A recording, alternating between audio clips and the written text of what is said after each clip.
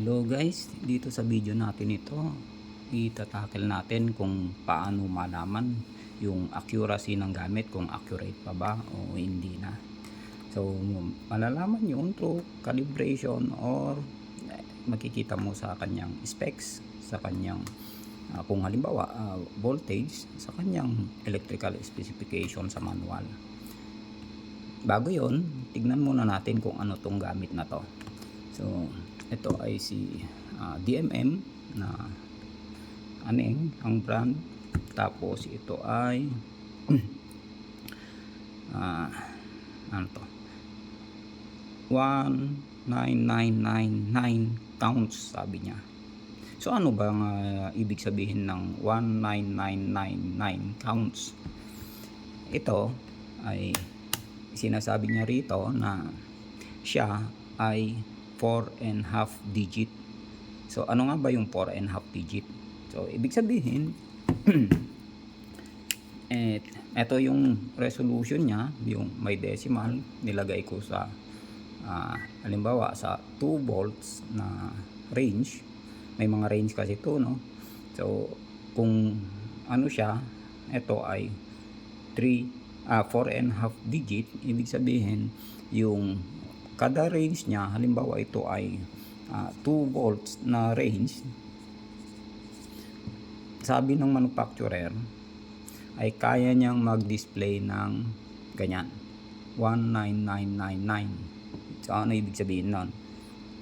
Yung kanyang most significant digit, yung dito sa kaliwa, ito kasi yung list ito yung resolution, yung kanyang pinakakanan, kung ano yung kaya niyang i-display na pinakamababa maliban sa 0 syempre. So ito kaya niyo yung 1 kasi nga 4.5 digit. So ano nga ba yung and half? 4.5 digit, ibig sabihin ganito, nakalagay tayo sa 2, makita ba sa video, 2 volt range. So kaya daw niyang i-display ng 1.49. Tapos pagka binagyan pa natin siya ng 0.0001,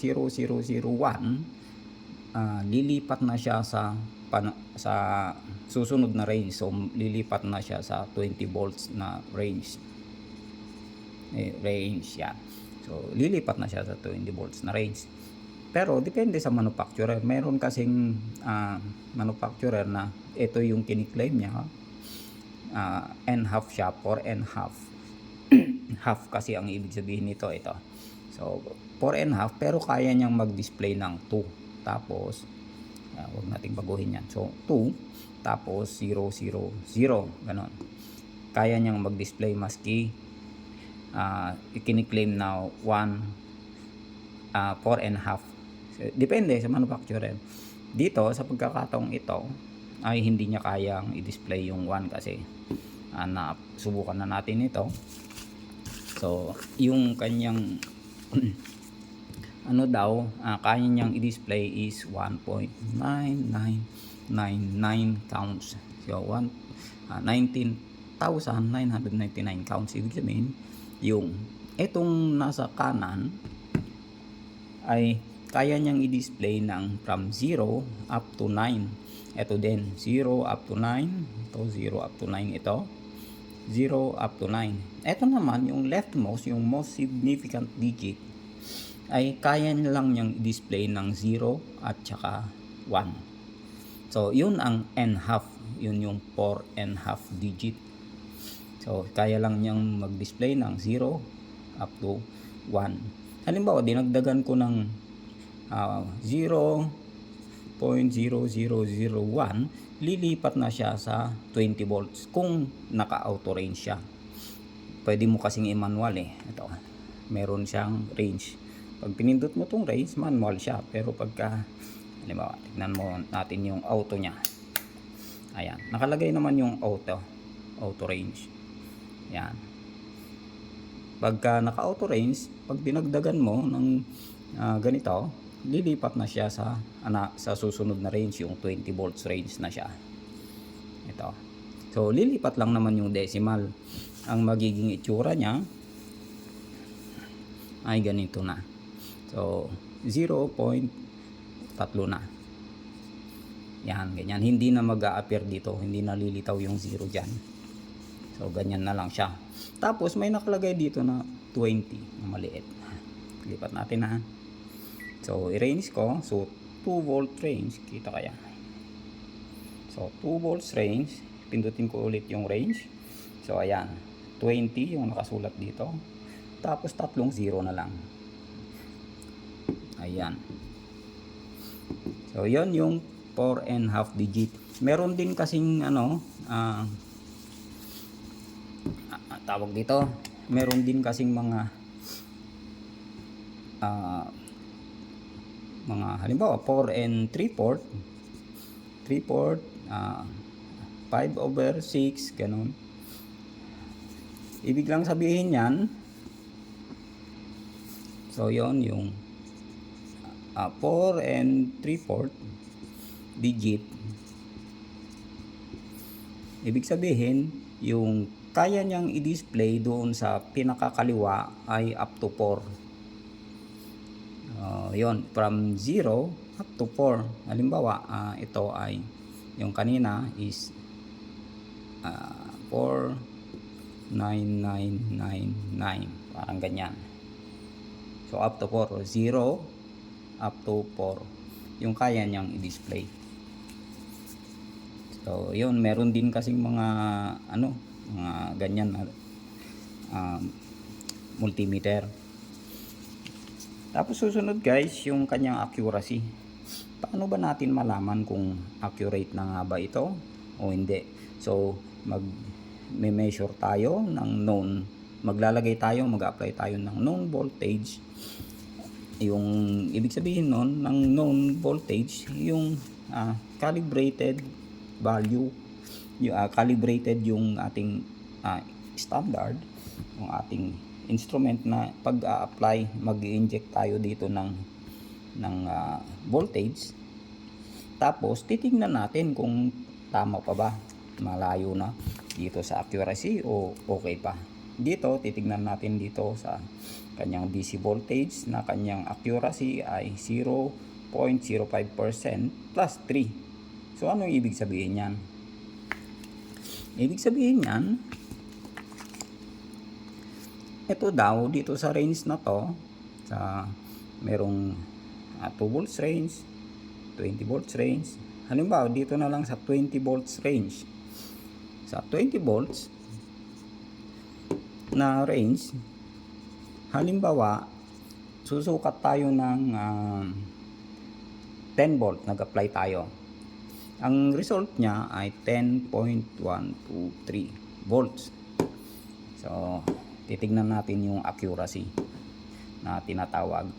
Ang accuracy niya ay sabi dito sa manual is plus minus 0.05% plus 3.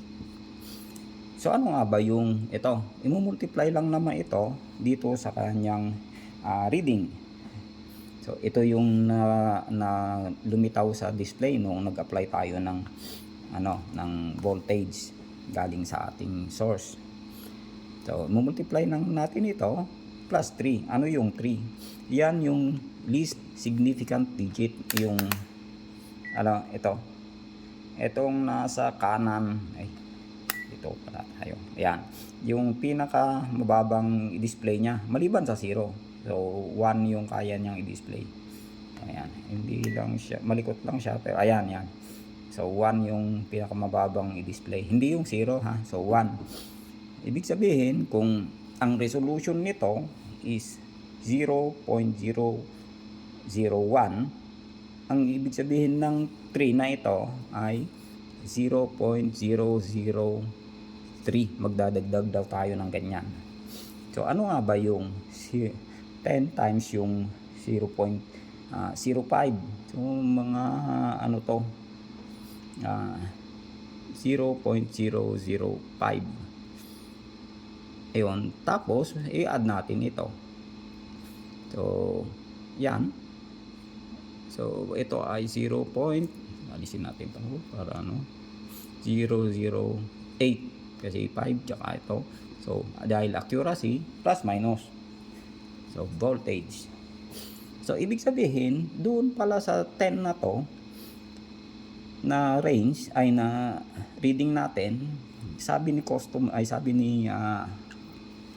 manufacturer, kahit daw mag-display siya ng 10.008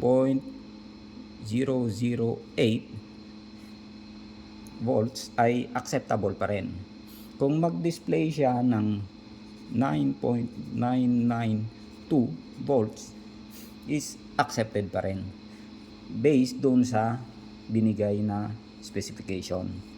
So yon guys, importante ito lalong-lalo na sa industry, sa mga industrial plant. Kung building wiring, hindi nyo naman kailangan nito kasi si Meralco yung mga distribution utility parang ang ano nila is plus minus 10 volts yata, hindi ako sure. Pero ang rating kasi sa system, ang system voltage ay 230 volts, hindi siya 220 volts guys. Ito yung kanyang system voltage. Tapos bumababa lang siya dahil sa transmission loss, sa mga distribution loss, mga kung ano-ano pang losses. So bumababa siya ng 220. Kung malapit ka sa transformer, maabot din siya ng 240. Yan yung mga naranasan kong So inassume ko na ito ay plus minus 10 volts. Pero ito yung binabato sa atin, 230. Ayun.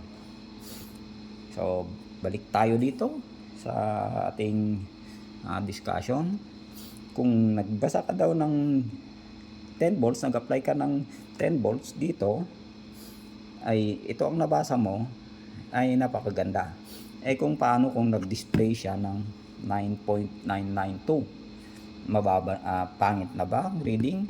Hindi, kasi sabi ni manufacturer, itong range na 20 volts range ay accurate siya ng 0.05% of reading plus 3 digit.